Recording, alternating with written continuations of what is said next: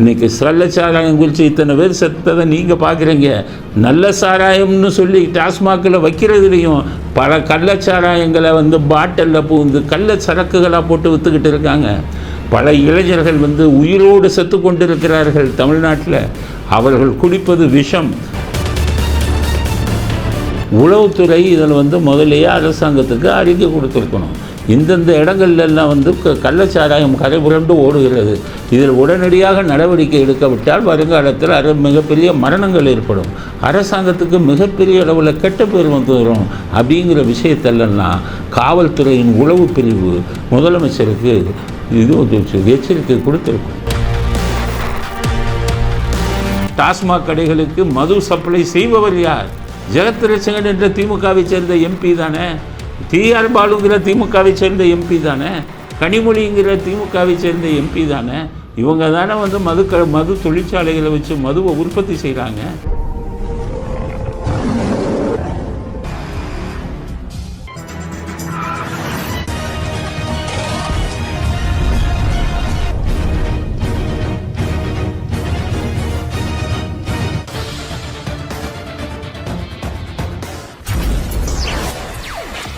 வணக்கம். இன்றைய அரசியல் ஆடுகளத்தில் முக்கியமான செய்திகள். இன்றைக்கி கள்ளக்குறிச்சி ஸ்பெஷல். கள்ளக்குறிச்சியை பற்றி மட்டுமே பேசுவோம். காரணம், பேசுவதற்கு நிறைய விஷயங்கள் கள்ளக்குறிச்சி சாராய மரணத்தில் இருக்கிறது. கள்ளக்குறிச்சியில் கள்ளச்சாராயம் குடித்ததில் பல பேர் இறந்திருக்கிறார்கள். அரசாங்கம் எத்தனை பேர் இறந்திருக்கிறார்கள் என்பதில் உண்மையை மறைப்பதாக தகவல் வந்திருக்கிறது. இதுவரை 50க்கும் மேற்பட்டவர்கள் இறந்து போனதாக தகவல் வருகிறது. ஆனால் அரசாங்கத்தின் சார்பில் 35 to 40 பேர் மட்டுமே இறந்ததாக ஒரு அறிக்கை வெளியிட்டிருக்கிறார்கள். எங்களுக்கு கிடைத்த செய்தியின்படி 50க்கும் மேற்பட்டவர்கள் கள்ளச்சாராயம் குடித்ததால் இறந்திருக்கிறார்கள். இன்னும் சில பேருக்கு கண் பார்வை கூட பறிபோய்விட்டதாக செய்திகள் வருகின்றன. அதில் எந்த அளவு உண்மை என்பதை வருங்காலத்தில் வரக்கூடிய செய்திகள் தான் சொல்லும். அடுத்தது என்ன உடனடியாக என்ன நடவடிக்கை எடுத்தார் ஸ்டாலின்? இதுதான் கேள்வி. ஸ்டாலின் எங்கே நடவடிக்கை எடுக்கிறது? இவருக்கு ராகுல் காந்திக்கு ஃபோன் பண்ணி, உங்கள் பிறந்த நாளைக்கு என்ன எனக்கு ஸ்வீட்டு வரலையே அப்படின்னு அவர் கவலை எதில் இருக்குப்பார். நாட்டு மக்கள் இத்தனை பேர் செத்துருக்காங்க, அதை பற்றி துளியும் கவலைப்படாமல் ராகுல் காந்திக்கு பிறந்தநாள் ஸ்வீட்டு கேட்குறதுட்டு அறிக்கை விட்டுக்கிட்டு இருக்கார் ஸ்டாலின். இப்போ என்ன ஆச்சுன்னு கேட்டிங்கன்னா, இதில் பொதுமக்கள் என்ன சொல்கிறாங்கன்னா, நாங்கள் பல தடவை இங்கே கள்ளச்சாராயம் காய்ச்சுவது குறித்து காவல்துறையிடம் புகார் செய்தோம் அப்படின்னு சொல்கிறாங்க. அப்படின்னா காவல்துறை ஏன் நடவடிக்கை எடுக்கவில்லை? ரெண்டாவது, காவல் நிலையத்துக்கு பக்கத்திலேயே இந்த சரக்கு விற்றுருக்காங்க. நீதிமன்றத்துக்கு பக்கத்திலேயே இதை விற்றுருக்காங்க. அப்போ எந்த ஒரு இவங்களும் இதை பற்றி இதில் எந்த நடவடிக்கையும் சரியாக எடுக்கவில்லை. ஏன்னா சரியாக எடுக்கவில்லை அப்படிங்கிறது தெரியுது. அப்படின்னா எஸ்பியை சஸ்பெண்ட் பண்ணியிருக்காங்க. சரி, எஸ்பியை சஸ்பெண்ட் பண்ண என்ன அர்த்தம்? போலீஸு சரியாக இயங்கலை அப்படிங்கிற அர்த்தம். கலெக்டரை சஸ்பெண்ட் பண்ணியிருக்காங்க. கலெக்டரை ஏன் சஸ்பெண்ட் பண்ணாங்கன்னா, முடிஞ்ச உடனே கள்ளச்சாராயத்தால் இறங்கலை, சும்மா வாந்தி மயக்கத்தால் இறந்தாங்கன்னு சொல்லி ஒரு பொறுப்பற்ற முறையில் கலெக்டர் பேசுகிறார். அதனால் கலெக்டரை மாற்றம் பண்ணியிருக்காங்க. அங்கே எஸ்பியை சஸ்பெண்ட் பண்ணிட்டாங்க. சரி, எஸ்பியை சஸ்பெண்ட் பண்ணிங்க, புகார் கொடுத்தும் காவல்துறை எடுக்கலை. காவல் நிலையத்துக்கு பக்கத்திலேயே காட்சி இருக்காங்கங்கும்போது காவல்துறையை கையில் வைத்திருக்கும் அமைச்சர் ஸ்டாலின் தான். அப்போ நீங்கள் தான் அதுக்கு பொறுப்பேற்று, என்னால் சரியான முறையில் காவல்துறையை நிர்வகிக்க தவறிவிட்டேன், அதனால் தான் இத்தனை மரணங்கள் அப்படின்னு சொல்லி நீங்களே பதவி விலகி இருக்கணும். பொறுப்புள்ள மனிதராக இருந்தார். ஏன் பதவி விலகலை அப்படிங்கிறது தான் என்னுடைய கேள்வி. சரி, காவல்துறை ஏன் மெத்தனமாக இருந்தது அப்படிங்கிறத நீங்கள் தெரிஞ்சுக்கணும். காவல்துறை ஏன் மெத்தனமாக இருந்தது அப்படின்னா, காவல்துறை திமுக ஆட்சிக்கு வரும்போதெல்லாம் நான் ஒன்று சொல்கிறேன். ஒவ்வொரு போலீஸ் ஸ்டேஷனுக்கும் இன்ஸ்பெக்டர் அவர் தான் மெயின். இந்த இன்ஸ்பெக்டருங்கெல்லாம் என்ன பண்ணுவாங்கன்னு கேட்டிங்கன்னா, மற்ற ஆட்சி இருக்கும்போது அந்த சம்மந்தப்பட்ட டிஜிபி, சம்மந்தப்பட்ட போலீஸ் கமிஷனர் இவங்க தான் நியமிப்பாங்க. அந்த காவல்துறை போலீஸ் ஸ்டேஷனுக்கு இவங்க தான் நியமிப்பாங்க. அவங்க நியமிக்கும்போது நம்ம நினைக்கிறோம், சும்மா லோக்கல் போலீஸ் ஸ்டேஷனுக்கு வந்து ஒரு இன்ஸ்பெக்டரை போட்டாங்க. எப்படி போட்டாங்கங்கிறது நமக்கு தெரியாது. மிகப்பெரிய ஆராய்ச்சி நடக்கும் காவல்துறையில். இப்போ திருவண்ணாமலைன்னா உங்களுக்கு உளவுத்துறை ரிப்போர்ட் இருக்கும். இப்போ இந்த வழக்கில் பார்த்தீங்கன்னா போலீஸ் வந்து காவலுக்கு காய்ச்சினாங்கல்ல, உளவுத்துறை இதில் வந்து முதலையே அரசாங்கத்துக்கு அறிக்கை கொடுத்துருக்கணும். இந்தந்த இடங்கள்லாம் வந்து கள்ளச்சாராயம் கரை புரண்டு ஓடுகிறது. இதில் உடனடியாக நடவடிக்கை எடுக்கவிட்டால் வருங்காலத்தில் மிகப்பெரிய மரணங்கள் ஏற்படும், அரசாங்கத்துக்கு மிகப்பெரிய அளவில் கெட்ட பேர் வந்துடும். அப்படிங்கிற விஷயத்தெல்லாம் காவல்துறையின் உளவு பிரிவு முதலமைச்சருக்கு எச்சரிக்கை கொடுத்துருக்கோம். ஏன்னு கேட்டிங்கன்னா ஒவ்வொரு போலீஸ் ஸ்டேஷன்லேயும் உளவு பிரிவு காவலர்னு ஒருத்தர் இருப்பார். அவருடைய வேலையே என்னன்னு கேட்டிங்கன்னா, என்ன நடக்குது அந்த மாவட்டத்தை, அந்த காவல்துறை சரகத்தில் போலீஸ் அந்த ஸ்டேஷனில் இருக்கிறவங்க ஒழுங்காக நடவடிக்கை எடுக்கிறாங்களா, என்ன தப்பு பண்ணுறாங்கங்கிறத ரகசியமாக உளவுத்துறைக்கு சொல்லக்கூடியதுக்காக ஒவ்வொரு போலீஸ் ஸ்டேஷன்லேயும் ஒரு காவலர் இருப்பார். அவருக்கு பேர் எஸ்பி கான்ஸ்டபிள்னு பேர். எஸ்பின்னா ஸ்பெஷல் பிரான்ச், அதாவது உளவுத்துறை. அவரும் இதை வந்து கொடுக்க தவறிட்டார்.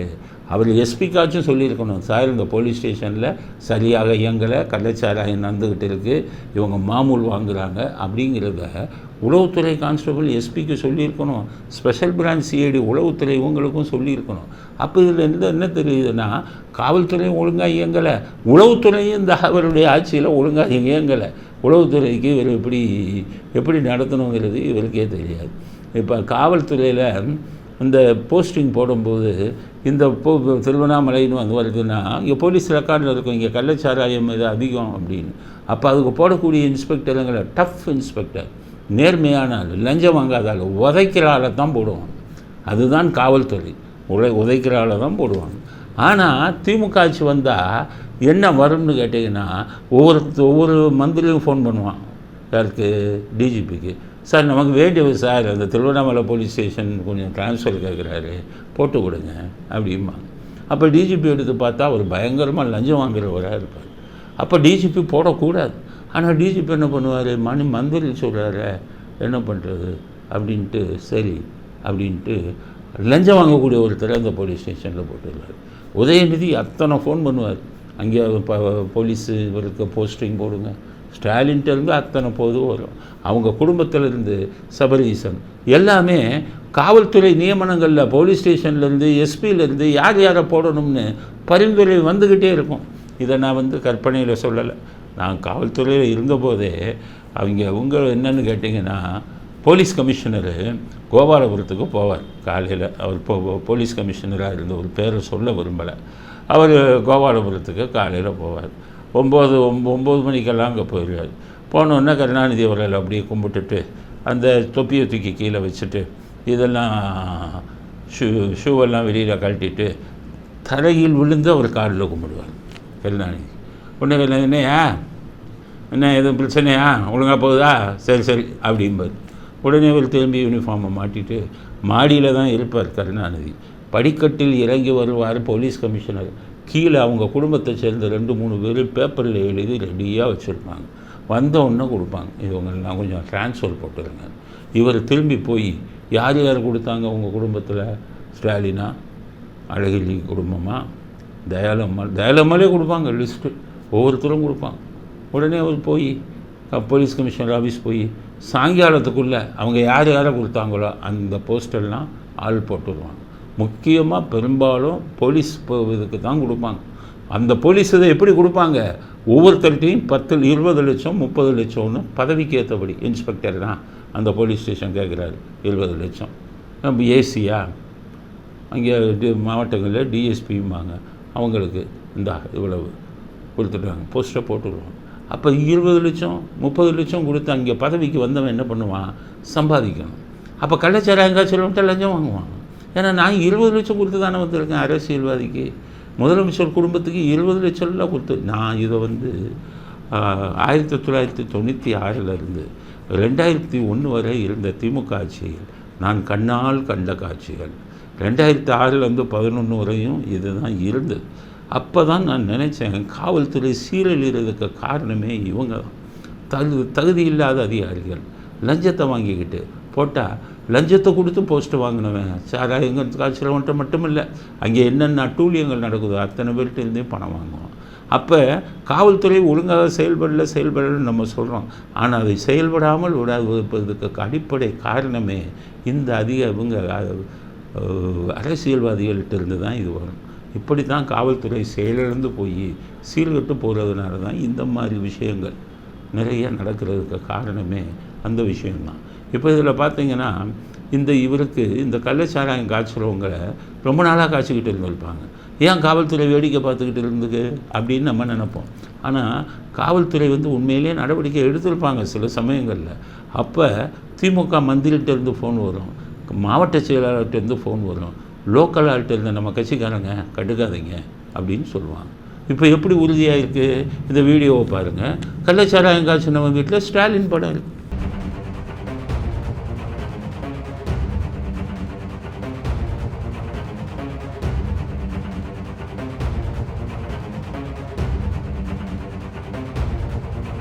அப்போ அவன் திமுகவை சேர்ந்தவன், கள்ளச்சாராயம் காய்ச்சினவன் திமுகவை சேர்ந்தவன். அப்போ இந்த போலீஸ் ஆக்ஷன் எடுக்காமல் இருந்ததுக்கு காரணமே அவன் பல பேரை வச்சு பரிந்துரை செஞ்சுருப்பான், ரெக்கமெண்டேஷன். ஐயா நான் கள்ளச்சாராயம் காய்ச்சிக்கிட்டு இருக்கேன், அந்த இன்ஸ்பெக்டர் ரொம்ப தகராறு பண்ணுறாரு அப்படின்னு சொல்லுவோம். அப்போ என்ன பண்ணுவார்? எம்எல்ஏ லோக்கல் எம்எல்ஏ பேசுவார். இப்படி தானே அநியாயங்கள் அக்கிரமங்கள்லாம் அவங்க ஆட்சியில் இப்படி தானே.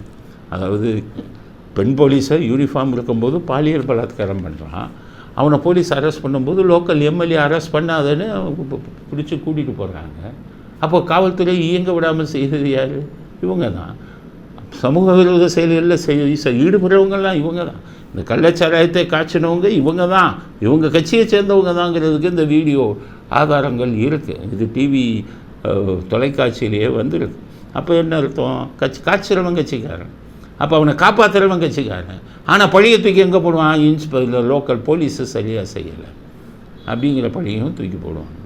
இப்படித்தான் சீர்குலைந்து கொண்டிருக்கிறது இந்த சாராய விஷயம். இந்த சாவு மிகப்பெரிய அளவில் பேசும் பொருளாக ஆகுதுன்னா அதுக்கு காரணமே காவல்துறை இல்லை, காவல்துறை செயல்பட விடாமல் தடுக்கும் இவர்கள் தான்.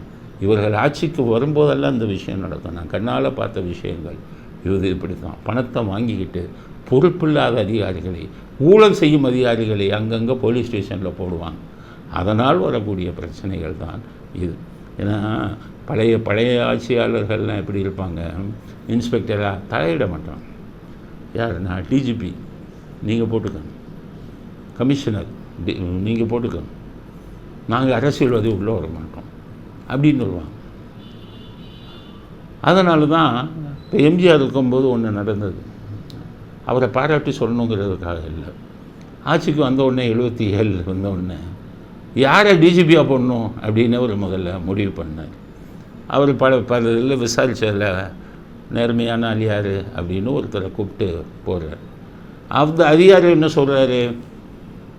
நீங்கள் என்னை போய் டிஜிபியாக போட்டிருக்கீங்களே, என்னை இயங்க விடணும்ல நீங்கள். அப்போ தான் அவர் சொன்னார், இங்கே பாருங்கள், உங்களை டிஜிபியாக போட்டிருக்கேன், நல்ல கமிஷனருக்கு தகுதியானவங்க யார், எஸ்பிக்கெல்லாம் தகுதியானவங்க யார், அந்த இதை நீங்கள் கொடுங்க அப்படின்னு அந்த லிஸ்ட்டை வாங்கி ஒரு சொன்னதை போஸ்ட்டு போட்டு அதுக்கப்புறம் அந்த கமிஷனரை தனியாக கூப்பிட்டு கொடுப்பாரு. அவர் சொன்னார்னு தான் உங்களை கமிஷனராக போட்டேன். ஆனால் இப்போ நீங்கள் சொல்லுங்கள், உங்களுக்கு கீழே வேலை பார்க்குறவன் யார் வேணும் சொல்லுங்கள், நான் தலையிட மாட்டேன் சொல்லுங்கள். அவங்களுக்கு டெப்யூட்டி கமிஷனர் ஒரு வேணும் சார், அசிஸ்டன்ட் கமிஷனர் ஒரு வேணும், இவர் நான் சொல்கிறதெல்லாம் கேட்பார், நல்ல திறமைசாலி, ரைட் அப்படியே போட்டுருவோம். அதாவது அரசியல் தலையீடே அங்கே இருக்க போட்டுட்டு எல்லாத்தையும் முடிச்சுட்டு அப்புறம் எல்லாத்தையும் கூப்பிட்டு என்ன சொல்லுவார்? இங்கே பாருங்கள், நீங்கள் சொன்ன அதிகாரிகளை தான் போட்டிருக்கேன் கீழே, நான் எதுலேயும் தலையிடலை, ரெக்கமெண்டேஷன் எதுவும் வரல, ஆனால் எது நடந்தாலும் நான் உங்களை தான் கேட்பேன், நீங்கள் தான் பொறுப்பு. நடுங்கி போயிடுவார் அதிகாரி. கீழே இருக்கிறவன்ட்டு முதலமைச்சர் பிடிச்சி சொல்வார், நான் சொல்லி தான் உன்னை போட்டிருக்காங்க, ஒழுங்காக வேலை செய்வோம். ரவுடி போலீஸ் ஸ்டேஷன் இருக்கும், போலீஸ் ஸ்டேஷன் இருக்குன்னா ஒரு போலீஸ் ஸ்டேஷனில் ரவுடிசம் இருக்கும். அடி தூக்கி போடுவாங்க, பொன்மாணிக்க மாதிரி யாரோ ஒரு வெள்ளதுறை மாதிரி யாரோ தூக்கி எஸ்பி இன்ஸ்பெக்டராக போடுவாங்க. போட்டு அவங்ககிட்ட சொல்லிடுவாங்க, யோ உன் ஏரியா ரவுடி ஏரியா, நீ உதப்பேன்னு தான் உன்னையே போட்டேன், ஒழுங்காக அடித்து அடக்கி காமிப்பாங்க. அந்த போகிறவர் யார்? ரவுடிகளை உதைக்கிற அளவுக்கு தைரியமான அடித்து கை காலெல்லாம் உடைச்சி பார்த்தீங்கன்னா அங்கே க்ளீனாக வச்சிருவாரு. ஆனால் அதே இதில் என்ன பண்ணுவான்? அந்த போலீஸ் ஸ்டேஷனில் இன்னொரு இன்ஸ்பெக்டர் வந்து எனக்கு ஒரு ஒரு சிஎம் ஃபேமிலிக்கு ஒரு 25 லட்சம் கொடுக்குறேன், எனக்கு அந்த போஸ்டிங்கை வாங்கி கொடுங்க அப்படிம்பாங்க. இங்கேருந்து உங்கள் வீட்டிலேருந்து ஃபோன் பண்ணுவாங்க, கருணாநிதி வீட்டிலேருந்து, இன்னாரை போடுங்க. டிஜிபி சொல்லுவார், ஏங்க அவர் லஞ்சம் வாங்குறவருங்க, அது ரவுடி ஏரியாங்க, அப்புறம் லஞ்சம் வாங்க மாட்டேன், லஞ்சத்தை வாங்கிட்டு அடக்காமல் விட்டுருவார். அதை பற்றி கவலையப்பட மாட்டாங்க. போட்டால் என்ன பண்ணுவான், அவன் பெரிய ரவுடி, இவன் பூரா பணத்தை லஞ்சம் வாங்கிட்டு அடி, செயின் ஸ்நாச்சிங், சங்கிலி அறுப்பு, நடுவழியில் கத்திரிக்கை காமிச்சு மறக்கிறது, எல்லாம் இது எல்லாத்தையும் பண்ண ஆரம்பிச்சிடும். ஆக யார் காரணம்? அந்த காவல்துறையில் இருக்கக்கூடிய, அந்த போலீஸ் ஸ்டேஷனில் இருக்கக்கூடிய இன்ஸ்பெக்டரை ஒழுங்கான ஆள் போடாதது காரணம். அதில் தலையிட்டது யார்? அரசியல்வாதி. அப்படித்தான் காவல்துறை குட்டிச்சவராகி இங்கே காவல்துறையோட கேவலமாக போய் இன்றைக்கி பேச்சு வாங்குறது பூரா காவல்துறை ஒழுங்காக இயங்கவில்லை அப்படிங்கிறாங்க. ஸ்டாலின் என்ன பண்ணுறாரு? 10 லட்சம் முடிஞ்சு போச்சு, செத்தவனுக்கு 10 லட்சம், ஆஸ்பத்திரியில் இருக்கிறவனுக்கு 50,000. ஆஸ்பத்திரியில் இருக்கிறவன் என்ன பண்ணுவேன் நினைப்பான், நம்ம செத்துட்டா நல்லதாச்சா, 10 லட்சம் கிடைக்குமே அப்படிமா. எதுக்கு 10 லட்சம்? அரசாங்கத்தின் தவறு இருந்தால் தானே. உங்களுடைய தவறு, மக்கள் வரி பணம், அரசாங்கத்தின் சார்பில் ஏதாச்சும் தவறு இருந்தால் அரசாங்கம் பொறுப்பேற்கணும். இதுதான் சட்டம் சொல்லுது. இப்போ ஒரு அரசு பஸ்ஸு போகுது, அவர் குடிபோதையில் அரசு பேருந்து ஓட்டுநர் வந்து ஆக்சிடெண்ட் பண்ணிடுறாரு, அரசாங்கம் கொடுக்கணும். காரணம் அரசாங்க பஸ்ஸு, அது அரசாங்கம் பொறுப்பேற்கணும். கள்ளச்சாராயம் எவனோ காய்ச்சிறான், எவனோ குடிக்கிறான், சாகுறான். உடனே ஸ்டாலின் மக்கள் வரி பணத்திலிருந்து 10 லட்சம்னு கொடுத்தா இந்த பிரச்சனைக்கு முற்றுப்புள்ளி வந்துடுமா? எடப்பாடி என்ன கொடுத்துருக்காரு? இவரை விட கொஞ்சம் பரவாயில்ல எடப்பாடி. ஏன்னா மாதம் 5,000 ரூபா அந்த குழந்தைகளுக்கு கொடுக்குறேன், செத்து போனவங்க குழந்தைகளுக்கு, அவங்க படிப்பு செலவை ஏற்றுக்கிறோம் அப்படின்னு சொல்லியிருக்காங்க. சரி, அதுவாச்சும் கொஞ்சம் பரவாயில்ல. என்னென்னு கேட்டிங்கன்னா, குழந்தைகளுக்கு கொடுக்குறாங்க, ஏன்னா அனாதைகளாகிடுவாங்களே அப்படின்னு. இவர் செத்தவங்களுக்கு 10 லட்சம்னு கொடுத்து ஊரை ஏமாற்றிட்டு எல்லோரும் பேச்சை விட்டுருவாங்க அப்படின்னு சொல்லி இது மாதிரி பண்ணியிருக்காரு. ஆனால் இதில் பெரிய குரல் கொடுக்குறவெல்லாம் இருக்கான் தமிழ்நாட்டில். ஏதாச்சும் ஒன்று நடந்தால் முதல் குரல் கொடுப்போம். அது மாதிரி சில அவங்க பூரா வாயமொழி திறக்கலை. சூர்யான்னு ஒருத்தர் நடிகர், அவர் எது வந்தாலும் பொது பிரச்சனைனா கொடுப்பார். ஃபஸ்ட்டு அவர் தான் சொல்லுவார் சமூக அக்கறையோட. அவர் மனைவி ஜோதியா, அவங்களும் தஞ்சாவூரை பற்றி எல்லாம் பேசுனாங்க, அரசாங்க ஆஸ்பத்திரி பற்றி எல்லாம் பேசுனாங்க. 2 பேரும் பாம்பேக்கு போயிட்டாங்க. சூர்யாவும் ஏதாச்சும் வாய் திறப்பாருன்னு பார்த்தா, அட்லீஸ்ட்டு அனுதாபம் தெரிவிப்பாருன்னு பார்த்தா 2 பேரும் வாய் திறக்கலை. அப்போ என்ன அர்த்தம்? அவங்க ஸ்டாலினுக்கு வந்துட்டாருன்னா அவருக்கு ஜால்ரா. வேறு எந்த எடப்பாடி மாதிரி இவங்க யாராச்சும் இருந்தால் அப்போ வந்து அறிக்கை மேலே அறிக்கை. இந்த பிரகாஷ் ராஜ்னு ஒரு வில்லன் என்னென்னமோ சொன்னார், மோடி அவ்வளோ மோசம் இவ்வளோ மோசம் அப்படின்னு. அந்த சேகர்பாபு, எடுபடி சேகர்பாபு கூட்டிகிட்டு வந்தோடனே ஸ்டாலின் நல்லாட்சி நடத்துகிறார், எங்கே போனான்னு தெரியல அந்த பிரகாஷ் பாபு, வாயவே திறக்க காணாம். அடுத்தது இந்த ரஞ்சித் ஏதாச்சும் வாயை திறப்பாருன்னு பார்த்தா ரஞ்சித் என்ன சொல்கிறாருன்னா, இது வந்து வருத்தத்தக்க விஷயம், ஆட்சியாளர்கள் நடவடிக்கை எடுக்கணும் அப்படி, அவ்வளோதான். ஏன்னா இந்த ரஞ்சித்து தான் படம் எடுத்தார் இதே கள்ளச்சாராயத்தை பற்றி, அந்த குத்துச்சண்டை படம். அதில் என்ன சொன்னார்னா, கருணாநிதி தான் மதுவை ஒழித்தார், எம்ஜிஆர் கள்ளச்சாராயம் காய்ச்சினாருன்னு அதில் கொண்டு வந்தார். அப்போவே சொன்னேன், இந்த மாதிரி பச்சோந்திங்க, இந்த மாதிரி முட்டாள்களுக்கெல்லாம் வந்து நீங்கள் படமே பார்க்காதீங்க. எம்ஜிஆர் எந்த காலத்தில் கள்ளச்சாராயம் காய்ச்சினார், கருணாநிதி இதில் தான் கள்ளச்சாராயம் கரபுரண்டு ஓடும், எல்லாருக்கும் தெரியும் அப்படின்னு. இப்போ அப்போ பேசினவன் பூரா காணும், எங்கே போனாங்கன்னு தெரியல. அவங்க சினிமா நடிகர்கள் எங்கே போனாங்க? ரஜினிகாந்தும் வாயை திறக்கலை, கமலஹாசன் வருந்தத்தக்கது அப்படின்னு முடிச்சுட்டார். விஜய் நேரம் போயிருக்கார், கொஞ்சம் பாராட்டணும். ஆஸ்பத்திரிக்கு போயிருக்கார், பாதிக்கப்பட்டவங்கள பார்த்துட்டு இதுக்கு ஒரு கண்டனம் தெரிவிக்கிறேன், விஜய் எதுவும் பணமும் கொடுக்கல அவங்களுக்கு, ஏதோ கண்டனம் தெரிவிக்கிறேன் அப்படின்ட்டு அவர் போயிட்டார். அது அரசியல்வாதியவும் கண்டனம் தெரிவிக்கிறாங்க. வைகோ என்ன சொல்கிறாரு, இந்த சீனமங்கை கனிமொழி, இளம் விதவைகள் அதிகமாகி விட்டார்கள் தமிழ்நாட்டில்னு சொன்ன சீனமங்கையை தேடி பார்க்குறாங்க, எங்கே போய் ஒளிஞ்சாருன்னு தெரியல. மதுவிலக்கை கொண்டு நாங்கள் வந்தாலும் மதுவிலக்கை கொண்டு வருவோம், இளம் விதவைகள் அதிகமாகி போயிட்டாங்கன்னாரு. இந்தியாவிலேயே அதிகமாக இளம் விதவைகள் இருக்கக்கூடிய மாநிலமாக தமிழ்நாடு மாறிக்கொண்டிருக்கிறது. இளம் விதவைகள், ஏன்னா இங்கே குடிப்பழக்கம் ஒவ்வொரு நாளும் மதுவுக்கு அடிமையாக கூடிய அந்த நிலை அதிகரித்தே கொண்டே போகுது. இப்போ 50 இளம் விதவை, இப்போ 50 பேர் செத்துருக்கான், 50 பேருக்கு மேலே 54 சொல்கிறாங்க. 54 இளம் விதவை உருவாயாச்சு. எங்கே கனிமொழி எங்கேயாச்சும் பார்க்கலாம் அந்த 54 இளம் விதவைகளுக்கு என்ன பதில் சொல்கிறான்னு பார்த்தா ஆளையே காணும். அடுத்தது வைகோன்னு சொல்கிறாரு, உடனடியாக மது விலக்கை கொண்டு வர வேண்டும். இதெல்லாம் பச்சவந்தித்தனமான பேச்சு இல்லை. மது விலக்கை நீங்கள் தமிழ்நாட்டில் கொண்டு வர முடியுமா? பீகாரில் கொண்டு வந்தான். ஏன்னா நிதிஷ்குமார் லஞ்சம் வாங்காதவன், நிதிஷ்குமார் முதலமைச்சர் லஞ்சம் வாங்காதவர். அதனால் அவர் மக்கள் நலத்தை இது பண்ணி இப்போ இதை கொண்டு வந்தார். கேரளாவில் கொண்டு வந்தாங்க படிப்படியாக. ஏன்னா அங்கே இருக்கிற முதலமைச்சர் சாராயக்காரன்ட்ட லஞ்சம் வாங்குறது இல்லை. ஆனால் நீ பூரா சாராய ஃபேக்ட்ரியை நடத்திக்கிட்டு இருக்கீங்களே, சாராய தொழிற்சாலையை நடத்திக்கிட்டு இருக்கீங்களே, நீங்கள் எப்படி மது விலக்கை இங்கே கொண்டு வருவீங்க? மதுக்கடைகளுக்கு, டாஸ்மாக் கடைகளுக்கு மது சப்ளை செய்பவர் யார்? ஜெகத் ரட்சகன் என்ற திமுகவை சேர்ந்த எம்பி தானே, டிஆர் பாலுங்கிற திமுகவை சேர்ந்த எம்பி தானே, கனிமொழிங்கிற திமுகவை சேர்ந்த எம்பி தானே. இவங்க தானே மது தொழிற்சாலைகளை வச்சு மதுவை உற்பத்தி செய்கிறாங்க. நீங்கள் இதை கொடுத்து போட்டுறீங்கன்னா, மது விலக்கை கொண்டு வந்தீங்கன்னா இவங்க வியாபாரம்லாம் அடிபட்டு போகுமே. ஒரு பாட்டில் உற்பத்தி செலவு 20 ரூபாய், அதே டாஸ்மாகில் 175லேருந்து 200 ரூபாய்க்கு விற்கிறாங்க அரசாங்கம். அப்போ 20 ரூபான்னா கிட்டத்தட்ட 10 மடங்கு லாபம். 10 மடங்கு லாபம் யாருக்கு போய் செய்கிறது?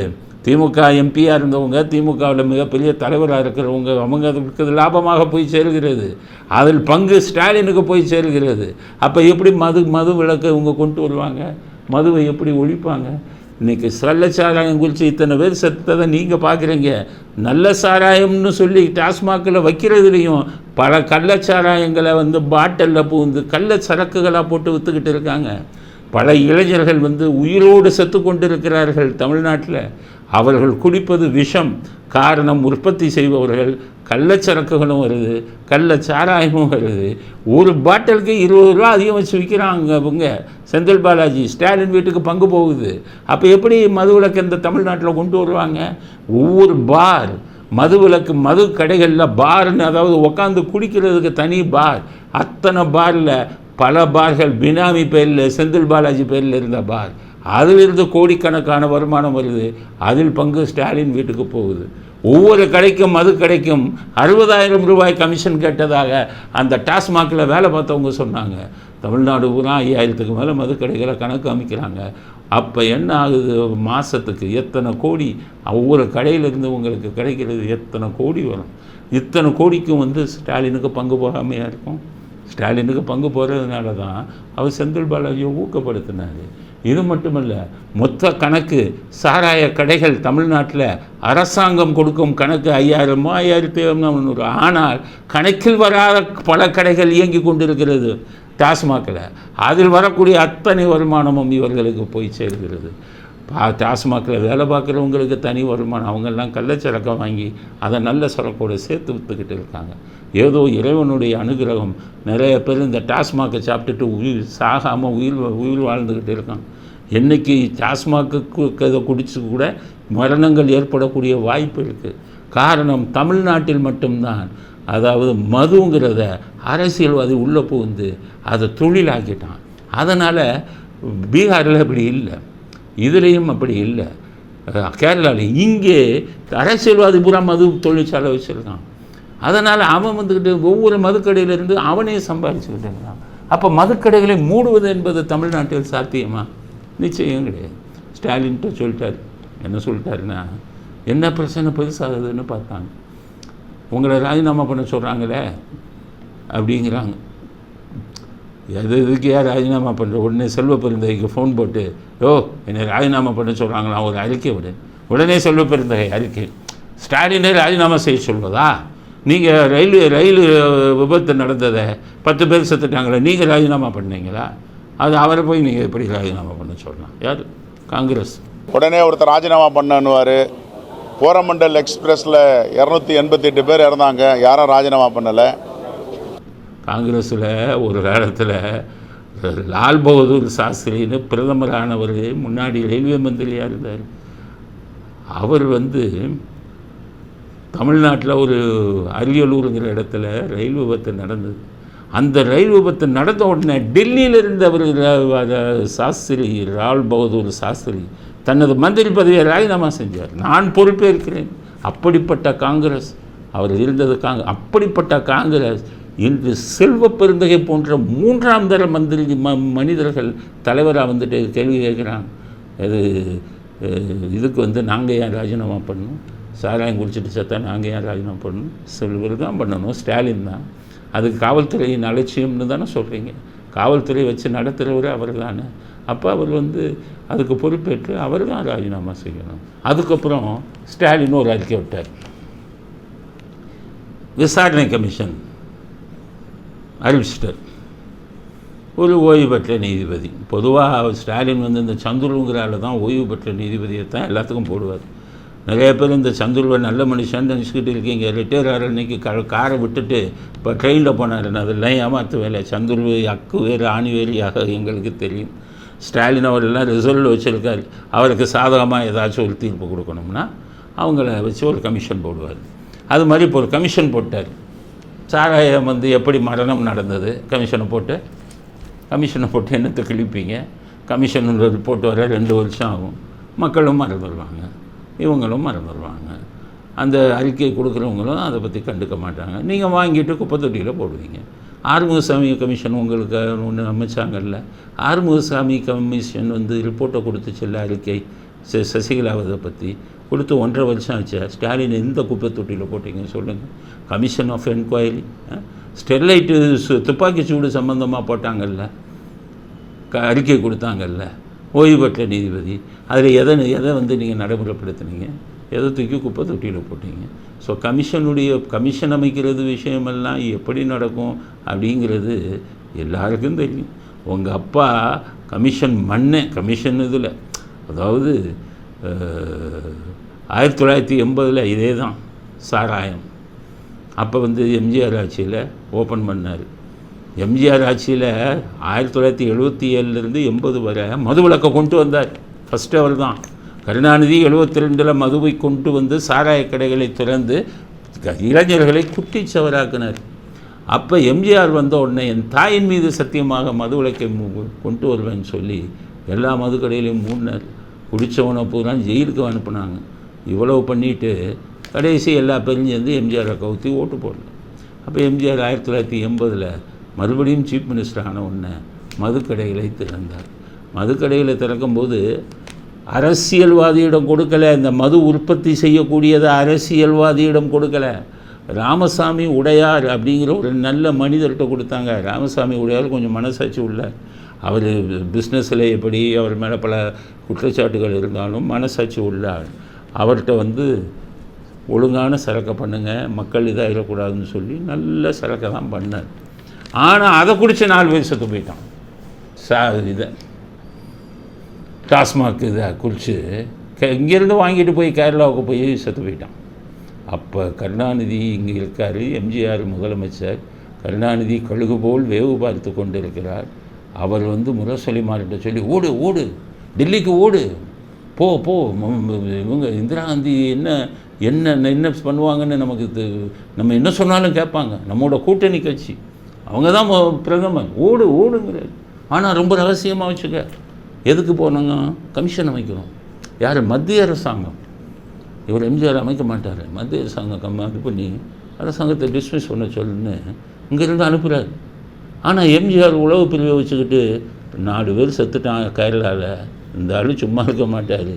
கமிஷன் அமைக்கிறதுக்கு ஏதாச்சும் ஐடியா பண்ணாலும் பண்ணுவார்ன்ட்டு உளவுத்துறையில் திமுககாரன் எவனாச்சும் ஏர்போர்ட்டில் இது ஏறுறானா, ஃப்ளைட் ஏறுறானான்னு வாட்ச் பண்ணுங்கன்ட்டு போனால் உளவு பிரிவில் சொன்னான். ஐயா முதல்வர் இவர் போகிறார் ஐயா முரசொலி மாறன், அவர் கூட யார் போகிறாங்க? அவரு கூட ஒரு 3-4 பேர் போகிறாங்க.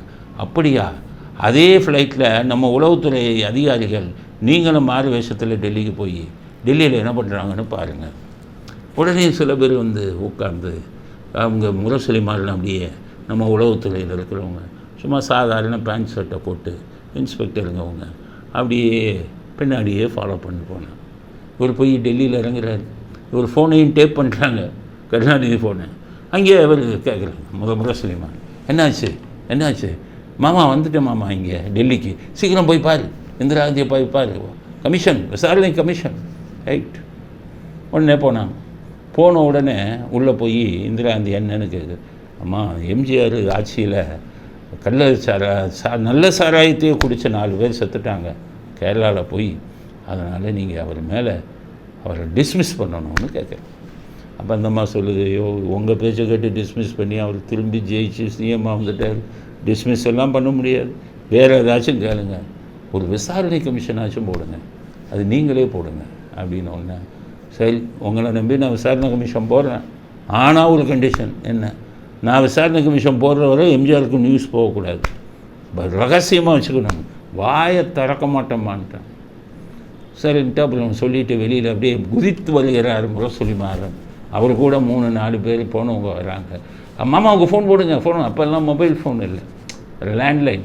அங்கேருந்து ஃபோன் போட்டு, மாமா மகிழ்ச்சியான விஷயம், எம்ஜிஆர் மேலே கள்ளச்சாராயம் செத்ததுக்காக கமிஷன் போட்டாங்க,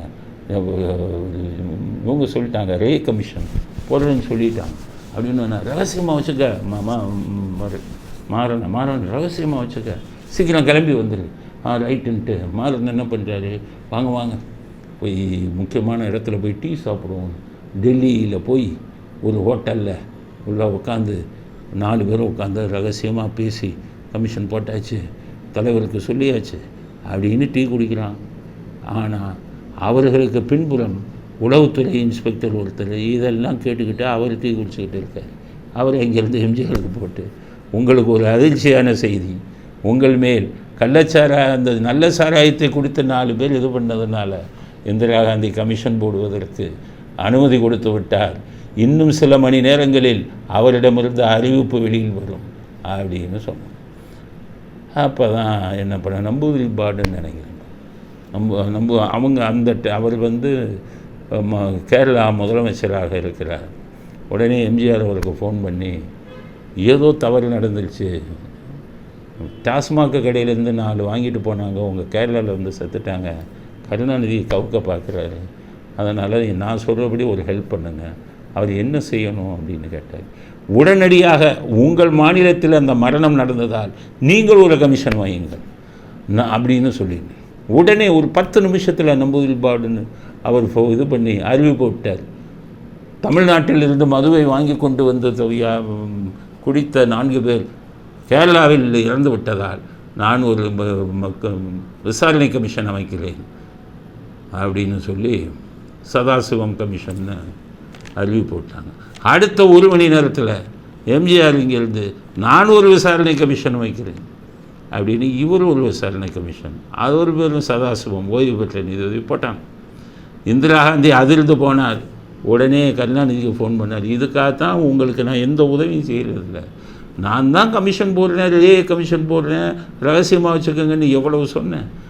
இப்போ எம்ஜிஆருக்கு எப்படி நியூஸ் போச்சு?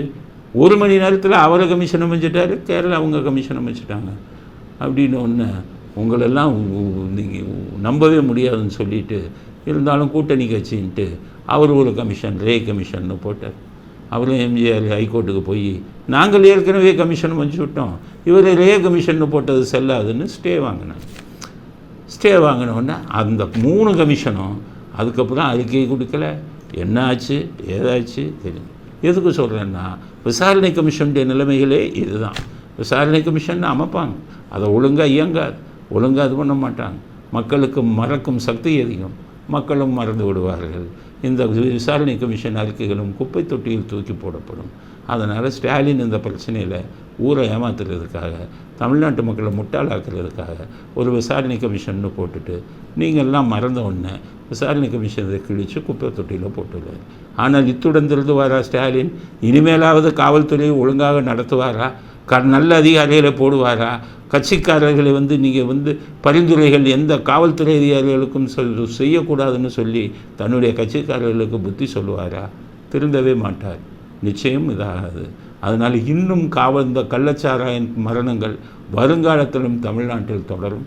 அதனால் தமிழ்நாட்டு மக்களுக்கு சொல்கிறேன், நீங்கள் கள்ளச்சாராயம் இது பண்ண பெருக்கெடுத்து ஓடும், உங்கள் உயிரை போய் மாய்த்து கொள்ளாதீர்கள். காரணம், காய்ச்சுபவர்களே திமுகவை சேர்ந்தவர்கள், அவர்கள் தைரியம் அதிகம், நம்ம ஸ்டாலின் நம்மளை வந்து தண்டிக்க மாட்டாருன்னு சொல்லி. அதனால் மரணங்கள் வருங்காலத்தில் அதிகமாக ஏற்படும். அதனால் நல்ல சாராயத்தை போய் குடிங்க, கள்ளச்சாராயத்தை கிட்டக்க போகாதீங்க, அதுதான் சொல்ல முடியும். ஏன்னா செயல்படாத அரசு, இவங்க எதுவுமே நடவடிக்கை எடுக்க மாட்டாங்க. அதனால் நீங்கள் தான் உங்கள் உயிரை பாதுகாத்துக்கணும் அப்படிங்கிறத எல்லா குடிமகன்களுக்கும் தெரிவித்துக் கொள்கிறேன். ஸ்டாலின் இருக்கும் வரை நீங்கள் வந்துக்கிட்டு கள்ளச்சாராயம் கரை புரண்டு ஓடும், உங்கள் உயிரை மாய்த்து கொள்ளாதீர்கள் என்ற கருத்தையும் பதிவு செய்ய விரும்புகிறேன். இத்துடன் இன்றைய அரசியல் ஆடுகளம் நிறைவு பெறுகிறது. மீண்டும் நாளை புதிய செய்திகளுடன் உங்களை சந்திக்கிறோம். நன்றி, வணக்கம், ஜெய்.